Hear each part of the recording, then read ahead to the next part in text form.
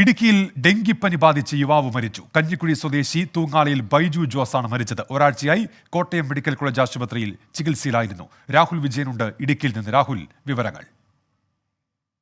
ഇടുക്കിയുടെ പല പ്രദേശങ്ങളിലും ഈ ഡെങ്കിപ്പനി ഭീഷണി ഇപ്പോഴുമുണ്ട്. അത് പടർന്നു പിടിക്കുന്ന ഒരു സാഹചര്യം കൂടി ഉണ്ട് എന്നുള്ളതാണ് നമുക്ക് മനസ്സിലാക്കാൻ കഴിയുന്നത്. ഡെങ്കിപ്പനിയുടെ സമാന ലക്ഷണങ്ങളുമായി നിരവധി പേർ ആശുപത്രിയിൽ ചികിത്സയിൽ തേടിയിട്ടുണ്ട്. കഴിഞ്ഞ ഒരാഴ്ചയായി ആശുപത്രിയിൽ ചികിത്സയിൽ കഴിയുകയായിരുന്ന കഞ്ഞിക്കുഴി സ്വദേശി ബൈജു ജോസാണ് ഇന്ന് മരണപ്പെടുന്ന ഒരു സാഹചര്യം ഉണ്ടായത്. ഇന്ന് രാവിലെ 9 മണിയോടെയായിരുന്നു അന്ത്യം. കഴിഞ്ഞ ഒരാഴ്ചയായി കോട്ടയം മെഡിക്കൽ കോളേജിലായിരുന്നു ചികിത്സ എന്നുള്ളതും വളരെ പ്രധാനപ്പെട്ട കാര്യമാണ്. കഴിഞ്ഞ 4 ദിവസങ്ങൾക്ക് മുമ്പ് ഒരു 10 വയസ്സുകാരി മരിച്ചിരുന്നു. ആ കുട്ടിയുടെ മരണകാരണവും ഡെങ്കിപ്പനിയാണ് എന്നുള്ളൊരു സ്ഥിരീകരണം ഇപ്പോൾ വന്നിട്ടുമുണ്ട്. ശരി, രാഹുൽ വിജയനാണ് വിശദാംശങ്ങൾ നൽകിയത്.